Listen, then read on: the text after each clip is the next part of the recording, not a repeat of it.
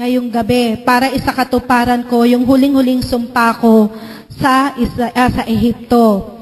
Ngayon, kung ayaw niyong madamay, ganito yung dapat niyong gawin. Pumatay kayo ng tupa, at kung hindi kayo kukuha sa tupa is sheep.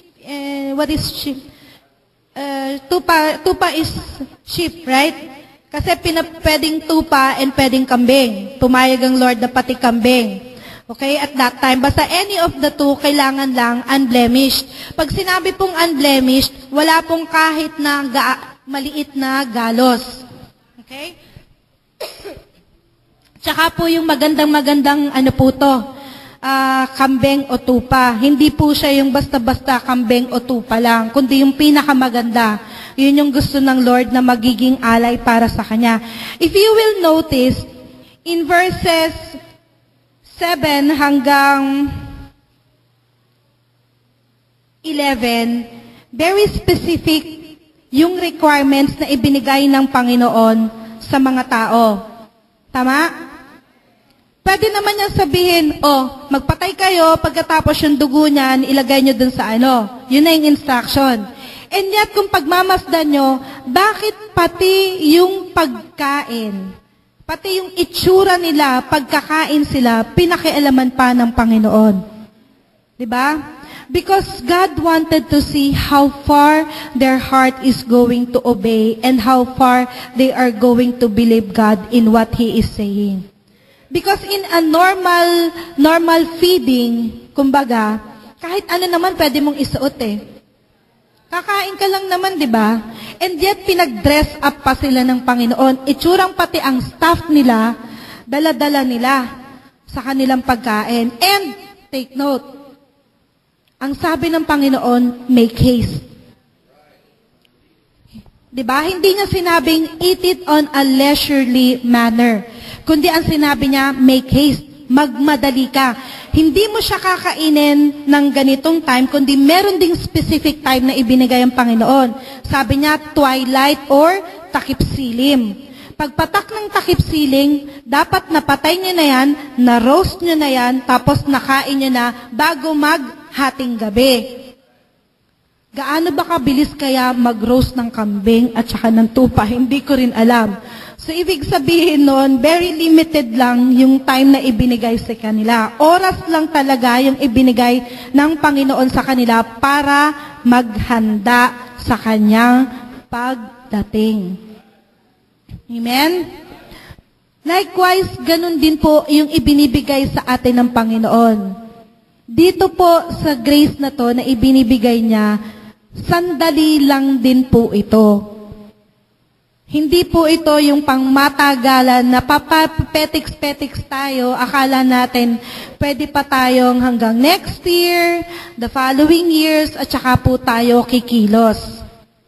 Merong specific time frame din na ibinigay ang Panginoon sa atin. Okay? Di ba sabi niyang ganon? 20 to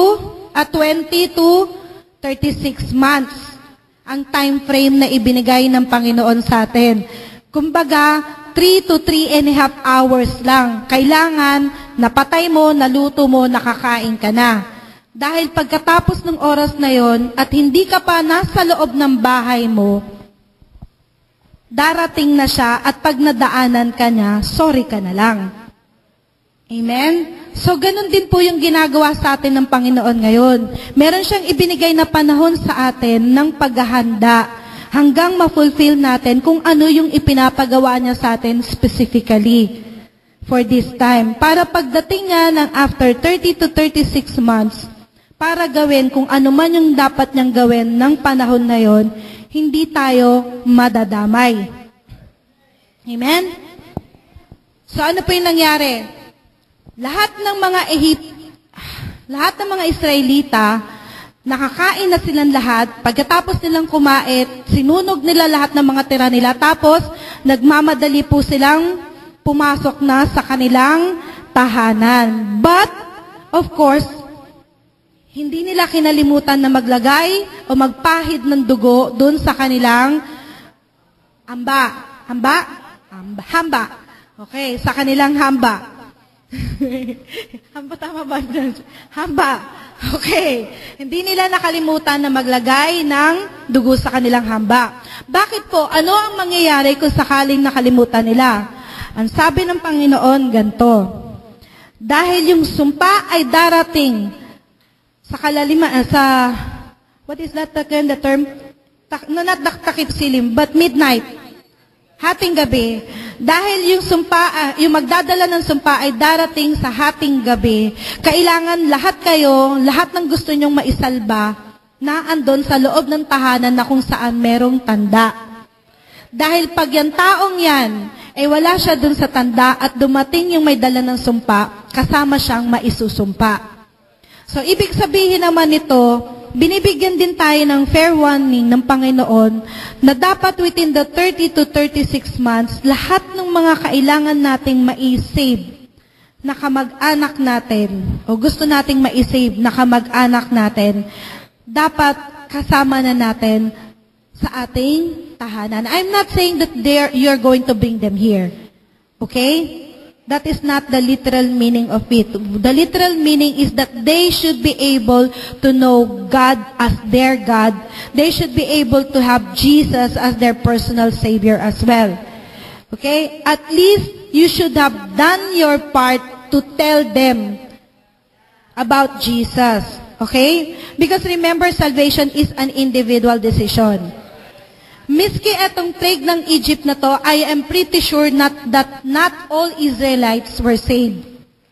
Meron pa rin yung mga skeptics na tinatawag o yung mga hindi naniniwala na narinig na nila yung warning, narinig na nila yung good news ng Panginoon, pero hindi pa rin sila naniwala at ipinagwalang bahala nila. Pagka ganun po, their blood is not in your hands anymore. But, ang sinasabi ng Lord dito, as much as possible, hindi nga yata dapat as much as possible. Dapat, okay, it's a must that during the time that I have already spoken to you, my warning, during the time that I have already told you my instructions or my mandate, dapat nagawa mo na siya during the time frame. Okay? So ano pong nangyari? Nung dumating na yung may dala ng curse, naturalmente, walang Egyptians na naglagay ng dugo sa kanilang hamba. So, karamihan, hindi karamihan, lahat ng mga pamilya sa Ehipto na merong panganay na anak, namatay ang kanilang panganay na anak, including Pharaoh. Correct? Sa mga, alam niyo po yung sa mga Chinese, yung tuwing Christmas and New Year, yung meron silang nilalagay na yung kulay red na may salamin sa gitna. What is that? Pamwa? Pamwa? Babwa? Basta yung wa. Okay? Basta yung wa na yon. Bakit daw sila naglalagay nun?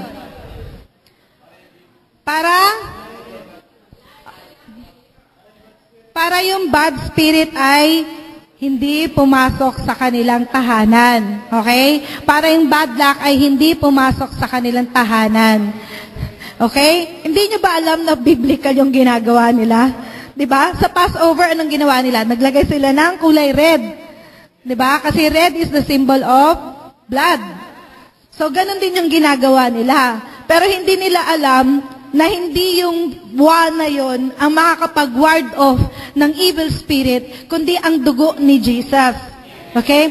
They were able to catch the principle, but they were not able to get the spirit. Okay? Hindi lang naman sila, miski iba pang mga religion, meron din silang kani-kanilang pamahiin to ward off evil spirit.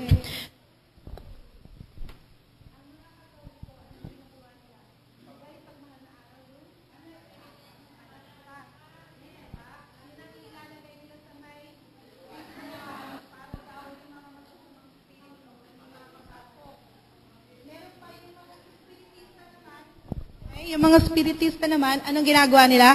Kumukuha sila ng asin at bigas at isinasaboy nila sa paligid nila, specifically sa pinto, sa mga bintana. Bakit? Ginagawa nila to dahil ang paniniwala nila, this will ward off the evil spirit from going inside their house. Pero hindi yon ang makakapag-ward off sa evil spirit. Pagtatawanan lang sila ng masamang spirito at lalo pa silang sasabihin na, sige, gawin mo yan, gawin mo yan, gawin mo yan. Pagpatuloy mo lang yung paniniwala mong yan kasi hindi ako natatakot dyan. Diba? Ano ang kinatatakutan ng masasamang spirito? It's the blood of Jesus. So, please remember what God is asking you to do. God now is asking us to put the blood of the Lamb in our doorstep. Because God is going to strike anytime and give judgment to the Philippines. I will just narrow it down to our country. Okay? Unless God will see the blood of the Lamb in your household is not going to be spared.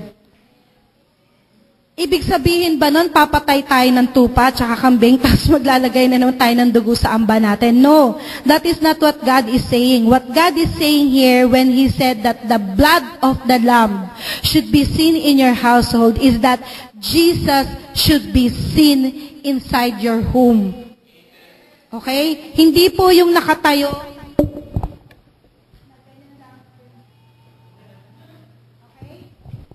Hindi po yun yung hinahanap ng Panginoon sa ating household na makita, kundi mismong yung dugo ni Kristo na itinagas para sa kaligtasan ng ating ng ating buhay, ng ating kaluluwa. Yun dapat po ang makita sa ating tahanan. Amen? Sandali lang po. Itong farmscapes na to.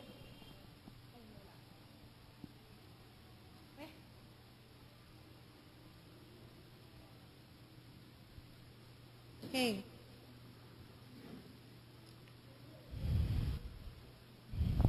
Okay, so please remember what God is asking them to do. That is to put the blood of the Lamb at the doorstep of their houses as a symbol of protection. Because that night, God is going to strike and judge Egypt. This is because Egypt was holding His people. God became angry. That's why He's going to bring judgment to them. And in His judgment, He is going to take His protection away. You know what? When God's protection is taken away from a person or from a family, alam niyo kung anong pumapalit pag wala yung protection ng Panginoon? Cursed, sickness, diseases, and death. Yun po yung pumapalit pagka wala po yung proteksyon ng Panginoon sa atin. God's mercy is upon us. Do you believe that? Do you know that He covers you and watches over you and at the same time protect you? As long as you have the blood of Jesus in your heart, His protection, His covering, and His watchful eyes are in you. Diba? You have to remember that. But if you are not sure that the blood of Jesus is not in you, you know, you can always make a decision. You can always make a decision because God is giving you the chance now to make that particular decision and say, Lord, I don't think I have you yet in my heart. But I want you. Gusto ko na naandito ka sa akin. Gusto ko na manahan ka sa akin. Hindi dahil natatakot ako sa parusa. Never pray to God to ask Him to come into your life just because you are fearful. Because eventually, pag ganon, akala mo lang ngayon save ka, pero after that, pag nawala na yung takot, pag nakalimutan mo na uli yung source ng takot sa puso mo, you will forget that you have already made a covenant with God. And ikaw rin yung mauuna na mag-break ng covenant na yon. If God is going to take His hands away, evil things is going to come and destroy lives. Even the spirit of death will come. Remember Job? Diba? Nung time na hiningi ni Satan, sabing gano'n ni Satan, kaya lang naman tumatayo yan kasi ang kamay mo nasa kanya pa. Diba? Tatatandaan niyo po. Subukan mong tanggalin yung kamay mo sa kanya. at ipaubaya mo sa akin, tignan mo kung hindi sumpain niya ang buhay mo. Anong sabi ng Lord? Sige, ipapaubaya ko siya sa'yo, wag mo lang siyang papatayin. Gawin mo yung lahat ng gusto mong gawin sa kanya, wag mo lang siyang kakantiin. Anong ginawa ni Lord? Winidraw niya yung kanyang hands of protection kay Job. Ano nangyari kay Job? Diba? Lahat ng worst thing na pwedeng isipin ng isang tao na mangyayari sa buhay niya, nangyari kay Job. Alam nyo, sa totoo lang, meron pang kulang dun eh. Alam nyo kung ano, hindi nakulong si Job. Tama, mali. Kasi isa ring worst thing yun na pwedeng mangyari sa buhay ng isang tao, yung mailagay siya sa bilibid. Pero bakit mo pa ilalagay sa isang bilibid ang isang tao na kinamumuhian na ng society? Dahil lang dun sa kanyang ketong. Diba? You don't need to put that kind of person in a jail anymore because people will already shun away from them. Diba? At that time, if I will remember it right, lahat ng mga ketongin ng time na yun, kasi wala naman silang jail na pinaglalagyan eh. Pero merong certain place na kung saan nandun siya sa may parang ilalim ng bundok, tapos meron lang cave na nandun, at lahat ng may ketongin, doon lang pinananatili, and hindi sila pwedeng umalis doon. Pag may taong naawa sa kanila, hahagisan sila ng pagkain. Pero bawal silang umalis doon para mangalap ng pagkain. So it's like living dead. Diba? Kung walang magbibigay ng pagkain sa inyo, paano kayo mabubuhay? Diba? So, ganun po yung nangyayari pag wala na yung protection ng Panginoon. God said, put the blood at the door of the house. God said that if He sees the blood, He will pass over you. But if He cannot see the blood, the protection will not be there. So, if God's protection is there, the enemy will come in and takes the firstborn away. Yun yung sinabi niya specifically sa sumpa niya, di ba? If I do not see the blood of the lamb in your doorstep or in your doorpost and in your lintel, I am definitely coming and going to take away your firstborn. Bakit panganay? Bakit hindi niya sinabing, lahat kayo, papatayin ko? Bakit panganay lang ang sinabi niyang papatayin niya? Correct. Dahil ang panganay ang tagapagmana. Dahil ang panganay ang siyang taga-continue ng legacy ng mga sinimulan ng magulang. Okay? I am not saying na panganay as in physical panganay lang. Okay? Kundi ang pinag-uusapan natin dito is kung sino yung tumatayo ng leader sa bahay on top of the parents. Okay? Kasi kung anuman ang sinimulan na maganda ng mga magulang, meron laging tumatayo para ipagpapatuloy yung magandang sinimulan na yon. Meron lagi sa loob ng isang pamilya na tatayo para ipagpatuloy yon. Kung ang tatay at nanay ay magsasaka, merong isang anak na tatayo para magsaka. Okay? Kung ang nanay at tatay ay isang doktor, merong tatayo para magiging doktor. Ibig sabihin, there is a continuity within the race and within the family. Yung legacy is being able to be passed on to the next generation. Kaya yun ang ini-strike nung time na yon. The firstborn is the one who will rule after the present leadership. Which means that when he is taken away, whatever is in the house will not be continued and the continuity of everything will cease or titigil. Alam niyo po ba na itong bagay na to ay isa ring sumpa? Bakit kamo? Halimbawa, gamitin natin si Lucio Tan kunwari, dahil siya yung pinakamayamang Pilipino sa buong Pilipinas. Diba? Paano kung halimbawa, meron siyang 2 anak? Lahat yun, ni-raise niya accordingly, train niya accordingly, dahil ang kaisipan niya, etong mga to ang siyang magmamana ng anumang bagay na sinimulan ko. Yung pinaghirapan ko, Pinagbuwisan ko ng dugot pawis ko, pinag-aksayahan ko ng panahon ko, yung mga time na away from them, eto yung naging fruit pa rin nun, sila pa rin yung makikinabang, kasi ganun lagi ang kaisipan ng magulang eh. They are doing sacrifices so that their children will have a better life than what they had. Tama? Paano kung yung pinagbuwisan mo ng dugot pawis mo, nauna pang namatay sa'yo? Di ba? Meron akong napanood dati na namatayan ng magulang ng kanyang anak.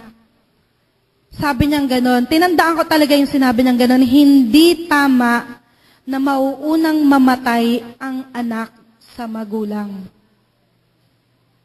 Kung sana yung baby na, yung anak na yon ay namatay ng baby pa, at pwede pa uling mag-anak yung magulang, hindi ganon kalakas yung dagok nun. Okay? Pero kung ang anak mo, yung napalaki mo na, nabuhusan mo na ng lahat ng dugot pawis mo, ng lakas mo, and na-train mo na para maging successor mo, biglang mauunang mamatay sa'yo, too much ang effect nun sa mga magulang. Bakit? Because alam nila na yung sinimulan nila, nag-end na. Nabaliwala lahat ng pinaghirapan nila. Kaya nga sinasabi nila, di ba, nawala na yung pag-asa ko, kasama ng namatay ng anak ko. Totoo yun. Kasi nasa kanya yung susunod na henerasyon sana. Pero dahil namatay na siya, it would take a very, very big miracle for the mother to conceive again. And then to raise up another child, especially kung menopause na si nanay at si tatay. Tama, mali? That is why it is considered a curse. That's why God raised up fathers and mothers so that whatever they will have, it will be continued by their children. Specifically, the elder or the firstborn of the house. Okay? Dati, nung una kong narinig to, nung una kong nabasa yung sa Exodus na yan, lalo na yung sa Passover na story, sabi kong ganun, hala, panganay, kakatakot naman to, panganay na anak ako. Sabi kong ganun, inisip ko, hala, baka mamaya, kung maulit to, ako yung unang mamamatay. Kasi panganay ako. Tapos, biglang, may napanood akong TV, ang kinonsider lang na firstborn, yung lalaki. Okay? So, I mean, I'm just demonstrating to you yung kababawan nung pagkakaintindi ko nung story ng Passover na time na yan. Sabi ko, hala, hindi pala babae, lalaki pala, kawawa naman yung ading ko. Sabi ko, pagka dumaan, siya yung mamamatay kagad. Hanggang dun lang yung alam ko. Kaya lang, you know what, I failed to realize that hindi naman kailangan na mamatay kami. Hindi naman kailangan mamatay ako o yung kapatid ko, kundi kailangan lang merong gagawing una, yung magulang ko, para hindi kami mamatay. Para yung sinimulan nila, hindi mamatay sa pamamagitan namin. Amen? Pero ano lang yun? Side story lang yun. God said He's going to allow the enemy to go in if he doesn't see the blood on the doorstep. So whatever is there will stop to continue. So imaginein mo, binibigyan tayo ng pagkakataon ng Panginoon ngayon na makapaghanda, na makapaglagay ng dugo ng lamb sa bawat tahanan natin, sa bawat doorstep ng tahanan, doorpost, lagi akong doorpost ng bawat tahanan natin. Bakit? Nang sa ganon, imbis na sumpa ang dumating sa ating buhay, pagpapala ang darating sa ating buhay. You know what? The curse was not actually just a curse. It was also a blessing. Why do I say it's a blessing? It was a curse to the Egyptians, but it was a blessing to the Israelites. Why? Because the curse of death did not fall on them. It only fell in the Egyptian household. Ang sa kanila, ang dumating sa kanila ay ang pagpapala ng Panginoon. Yung blessing ng Lord na andon, naandun din yung grace niya, yung provision niya, hindi natigil. Bakit kamo hindi natigil? Di ba after the Passover, after na namatay yung mga anak ng mga Ehipto, ano nangyari? Sabi ng mga Egyptians, sige na, ayaw na namin sa inyo. Umalis na kayo dito at hindi namin alam, baka mamaya, susunod na niyan, lahat na kami. Okay? I'm just being dramatic about this. Pero malamang ganun ang naging kaisipan ng lahat ng mga Egyptians ng time na yon. Natakot na sila that after the firstborn, baka silang lahat na ubusin na ng lahi ng Panginoon dahil nagmamatigas ang puso nila. Amen? So ano nangyari after that? Pagkatapos na ibigay sa kanila yung grace para sila'y maging malaya, binigyan pa sila ng provisions. Diba? Sabi ng Lord, kumatok kayo sa bawat tahanan ng mga Ehiptong yan at hingiin nyo kung ano yung maibibigay nila sa inyo in terms of gold, silvers, and yung mga clothes. Diba? So, ang provision, ibinigay din ng Panginoon. Hindi niya lang kinuha out of bondage ang mga Israelita, kundi ang ginawa niya, pinagpala niya pa itong mga to, binigyan niya pa ng provisions para pag alis nila sa Egypt at pagpunta nila dun sa lupang pangako, meron silang puhunan. Tama? Hindi niya naman hinayaan na basta-basta na lang aalis ang kanyang mga anak nang wala ring nakukuha mula dun sa mga nakinabang sa kanilang una. Tama po? Kundi ang sinabi niya, aalis kayo na meron kayong daladala kasi gagamitin nyo yan para makapagsimula kayo at para kayo ay makapagsamba sa akin. Amen po? That's the reason why judgment came to the firstborn. They are the one next after whoever is standing in leadership now. Which means that if something happens, like in a normal household, if something happens to the mama and the papa, it's always the ate or the kuya who is the panganay, Taglish, no? Ang siyang laging nagtitake over ng leadership ng bahay. Kaya napaka-importante na kung sino man yung merong leadership, yung son of peace in the house, maprotektahan siya para ang buong household ay mapoprotektahan. Para ang buong lahi ay mapoprotektahan din. Kaya yung king, ganun na lang yung pagnanangis niya kasi nag-iisa lang yung anak niya ng time na yun eh. Wala na siyang kasunod na successor. Of course, pwede pa siyang gumawa ng time na yun. Pero dahil ibinuhos niya na lahat ng pwede niyang ibuhos dun sa kaisa-isa niyang anak, naging hopeless siya, naging desperate siya. Feeling niya, hindi na siya magkakaanak pa ulit. Because who is going to say? Diba? Paano kahit na halimbawang kinuha niya lahat ng dalaga o lahat ng babae na mga Egyptians doon at trinay niyang anakan pero wala miski isa sa kanila. Diba? Ubos talaga ang lahi niya. So, ganun ka-importante ang pagkakaroon ng panganay. If your parents or if the parents won't be able to transfer the inheritance to the firstborn, alam niyo ba na ang firstborn is very important dahil ang transfer of legacy is hindi lang one time kundi 2 times or double portion. Bakit kanyo? Di ba sa isang normal household, meron si nanay, meron si tatay? Usually, merong ipapamana si nanay, meron ding ipapamana si tatay. Is that one or 2 portions? It's always 2 portions. Bakit po? Kasi ikaw din, halimbawa ikaw si nanay, meron ding ibinigay sa iyo yung dating nanay at tatay mo. Si tatay, meron ding ibinigay sa kanya yung dating nanay at tatay. So, kanino pupunta yon? Di ba sa susunod na anak mo? Yung portion mo at saka yung portion ng asawa mo, pupunta rin sa anak mo. Which means every child gets a double portion lagi. Okay? A double portion of inheritance. But if the child is gone way before the mom and the dad is gone, kanino ibibigay yung double portion? Wala. Di ba? So, sayang lahat. Kaya po ibinigay ng Panginoon yung blood para ilagay po ito sa doorstep. Daraan po siya at titignan niya to. Sisipatin niya bawat isa. So dapat siguraduhin natin na mula dun sa letter A, hanggang ano bang letter meron tayo sa bawat pamilya natin? Sino ba pinakahuling letter? Dati T, may T, di ba? S na ba? O, P, Q, R, S, T.